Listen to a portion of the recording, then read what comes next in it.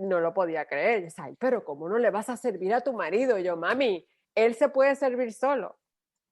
Y mi marido cambió pañales, él le dio botella y comida a los niños, él se quedaba con ellos para que yo pudiera ir al gimnasio o ir a correr.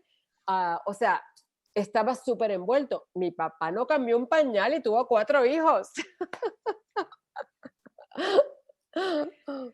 Creo que, bueno, hay temas generacionales importantes, ¿no? Y en mi casa, bueno, pasa lo mismo. Mi marido también eh, cambió pañales, cocina, sigue cocinando, le gusta. La cocina para él es una especie de terapia. Volver de la oficina y cocinar, para él es como poner la mente en otra cosa.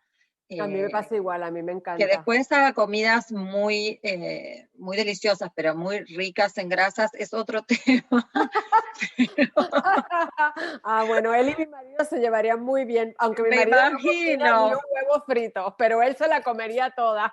pero mi marido, pero quiero decir que a pesar de muchas cosas, y no sé cuál es la experiencia que tiene tu marido en su casa, digamos, de su propia familia, pero a pesar de muchos legados, en nuestras generaciones hubo un cambio, y bueno, y creo que siguen habiendo cambios, por supuesto, del reajuste. Todavía en mi época era esto que te preguntan, ¿tu marido te ayuda? Y en realidad, ¿por qué me ayuda? La casa también es de él, los hijos son de él también. No es que me tiene que hacer un favor a mí, Ujú. sino que eh, hace las tareas, no me ayuda a mí, o en todo caso yo también lo ayudo a él, o sea, es una asociación Sí, es en un la equipo, cual, es un equipo. exacto, cada uno hace algunas cosas y a veces uno, no sé si hace más que el otro, puede ser, o nos intercambiamos roles, porque yo también cocino en mi casa, porque, por ejemplo, mi marido, no en este momento, pero mi marido viaja mucho por trabajo y yo me quedo sola con mis hijos en casa desde que nacieron y bueno, eso me hace ponerme a cargo de todo cuando él no está, o sea, pero hay flexibilidad, me parece que en algunos sentidos hay más diálogo porque se puede dialogar, es un tema que se puede dialogar, en otro momento no era un tema, era si van a cambiar el pañal o no va a cambiar, no, o sea, no era ni siquiera una situación que te imaginabas a tu papá haciéndolo, o muy pocos lo hacían, yo no recuerdo papás de amigas mías, ¿no? Digamos, gente de esa generación que estuviera muy comprometida No, con la no. casa. No lo digo con respecto a los hijos, mi papá, por ejemplo, no hacía nada en la casa, pero estaba súper preocupado por nuestra educación y lo conté en algún otro momento, quería que estudiemos inglés, que en Argentina nunca se estudiaba inglés y quería que estudiemos inglés porque le parecía que era algo bueno para el futuro, tener otra herramienta, o sea, no era que no estaban desvinculados, ¿no? Claro, Sino que era claro. otro tipo de participación, si se quiere decir Sí. así, y quizás ellos también no participaban más porque estaba quizá mal visto entre sus pares, no le iban a decir a ningún amigo, yo estuve cambiando pañales, porque quizás era terrible, porque estaba mal visto entre esa generación. O sea, hay tantas cosas para reflexionar, eh, que es importante, ¿no? Tomar el contexto de Sí, lo que sí, sí, sucede. sí, sí, Después, sí. cuando me mudé a Francia y fuimos mamá y papá en Francia, y veíamos, por ejemplo, en ese momento se estaba luchando y pasó la ley de la licencia por paternidad. Y Mm. escuchábamos que en otros países de Europa la estaban extendiendo a meses, o sea, los padres se podían tomar medio año de no volver a trabajar y quedarse con sus hijos en la casa, y a mí me parecía que era un tema de extraterrestres. Visto desde Estados Unidos, sigue siendo un tema de extraterrestres, Ujú. porque digamos que todo este tema de derechos sociales no está tan bien desarrollado en No. Estados Unidos y en algunos otros países lamentablemente tampoco, pero otros países sí y están a la vanguardia de este tema y me parece que son un buen modelo a seguir. Por supuesto que se tienen que dar un montón de condiciones para que esto suceda, me refiero a nivel político, no es un Claro. tema de 2 minutos, pero tener para la pareja, para la familia, para el bebé, para el niño, tener a papá y a mamá en casa más disponibles, realmente es una bendición. Sí. Creo que que cambia mucho y que también es otro mensaje para esos chicos cuando ellos sean a su vez padres.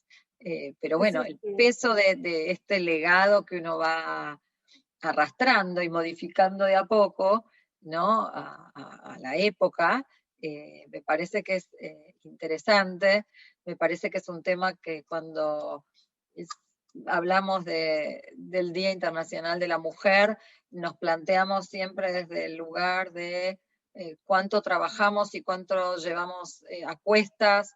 Se habla muchísimo de esto, ¿no? Más de los roles de ser madre, de ser esposa, de ser empleada, ¿no? La esencia de la mujer a veces se pierde entre tantos roles que tenemos.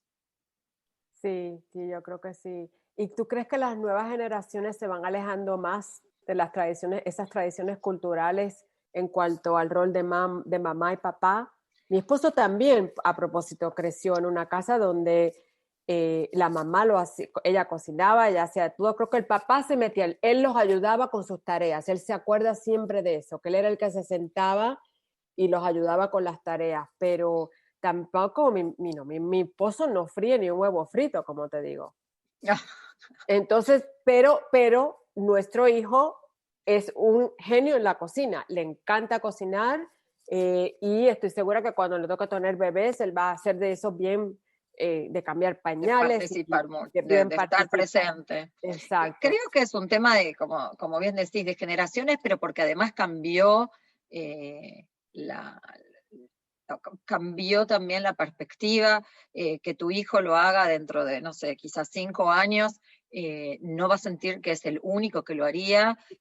Hoy hay, uno ve muchos más padres comprometidos. Por otro lado, está también en la sociedad latina, ¿no? En toda esta cosa bien latina, las mujeres nos ponemos como muy en leonas de algunas cosas, ¿no?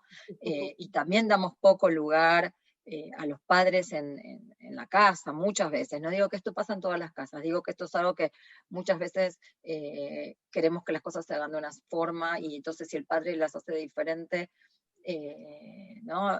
No queremos que no lo aprobamos, ¿no? Y también tenemos quizás mensajes sí, de desaprobación, digamos que al fin y al cabo en realidad hacen que la otra persona no tenga ganas de involucrarse, ¿no? Y esto hablábamos un poco la otra semana con Andrés, con el primer papá que tuvimos invitado, que justamente él comentaba lo difícil que es a veces con su esposa cuando dice voy a lavar un plato, pero no, mejor lo hago yo y voy a hacer esto, no, mejor lo hago yo, pero después la esposa dice que está todo el tiempo cansada porque hay mucho para hacer. Que Exactamente. parece como de historieta, ¿no es cierto?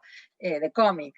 Pero a veces nos pasa un poco esto, nos ponemos un poco en el lugar de querer hacer todo, porque quizá tenemos ese mandato de que para ser la supermamá tenemos que estar súper bien, no sé, físicamente, súper bien profesionalmente, súper bien económicamente, y ni que hablar, estar a punto a la casa con todo, los hijos súper, no sé, vestidos de punta en blanco, ¿no? Como que Ujú.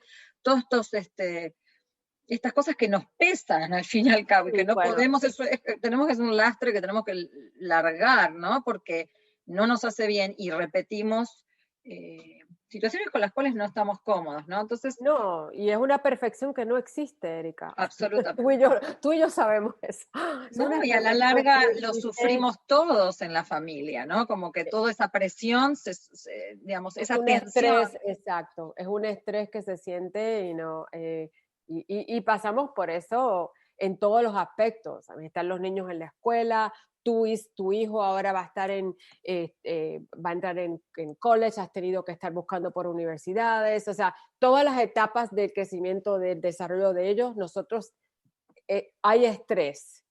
Si estamos en un país que no es el nuestro, también hay ese estrés ajustarnos a todo lo que está pasando y cómo eso afecta nuestra vida de familia.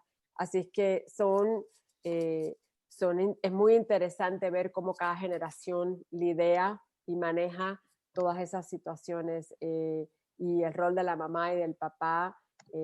a ver si un día nos hablamos de los abuelos, porque creo que ese tema de esa parte, cómo realmente nos ha influenciado y nos ha impactado la relación que tuvimos con, por ejemplo, yo era súper unida a mi abuela materna, súper unida, o sea, hasta el día de hoy me acuerdo de ella y ella está muerta hace casi 30 años, pero súper unida a ella y ella tuvo un impacto en mi vida. O sea, hay ciertas cosas que yo sé que soy de esta manera por mi abuela. Bueno, yo definitivamente, o sea, he conocido 3 de mis abuelos y con uno he vivido hasta los 15 años, definitivamente. Mi historia está marcada por mis abuelos y como bien decís, es un tema, lo hemos tratado en otro episodio respecto más al tema del idioma y de cómo nos acompaña en la crianza bilingüe, no, pero culturalmente vamos a volver sobre esto porque es un tema importante sobre lo que hablamos, ¿no? Sobre cómo uno reproduce modelos, tiene un legado importantísimo que él siente que tiene que transmitir, pero que a veces le pesa y que siente culpa porque lo quiere un poco amoldar a la situación del día de hoy, ¿no?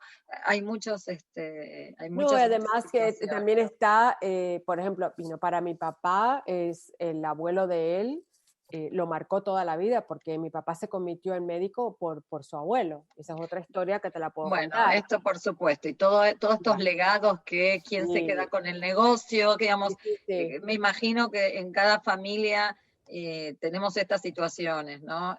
Bueno, y cuando está el abuelo no está en el mismo país donde tú estás creciendo, pero quieres que tengas esa relación con el abuelo. Ni que hablar. Pero creo que el tema del rol de los padres, y bueno, por supuesto estamos en una época en que el rol en que los modelos de familia han ido cambiando mucho con el tiempo. Hoy tenemos chicos criándose con 2 mamás, con 2 papás. Hay una diversidad en lo que se llama la célula familiar hoy, que es un tema todavía diferente para conversar y muy interesante en cómo el legado ha cambiado, las aceptaciones de los diferentes modelos de familia que se han tenido. Creo que los roles que cumplimos finalmente son lo que nos va formando, y ese mismo rol de madre, en mi caso, se fue modificando con el tiempo y, como siempre decimos, también con el primer hijo y después con el segundo hijo, que repetimos cosas que hicimos con el primero y algunas que decimos, esto no lo vamos a volver a hacer. Así que es un tema realmente vasto, del cual, bueno, esperamos que puedan sentirse los oyentes un poco identificados, que los deje reflexionando y que por supuesto nos compartan sus historias, sus situaciones, porque en esto, en el compartir es donde aprendemos entre todos y sentimos también que estamos atravesando situaciones similares. Sí, así mismo, si tienen algún pensamiento, alguna sugerencia, algo que se identificaron con algo que de lo que estábamos hablando, déjenos saber y lo podemos leer en el próximo episodio, Erika, a ver si nos escriben. ¿Qué te parece? Por supuesto, los animamos siempre a contactarnos. Hay 1000 medios para contactarse con nosotras, así que sí, no dejen de hacerlo. Bueno, gracias a todos por sintonizar. Me encantó este episodio. A ver si lo volvemos a tocar el tema en otro momento y hasta la próxima. Hasta la próxima. Gracias por escucharnos.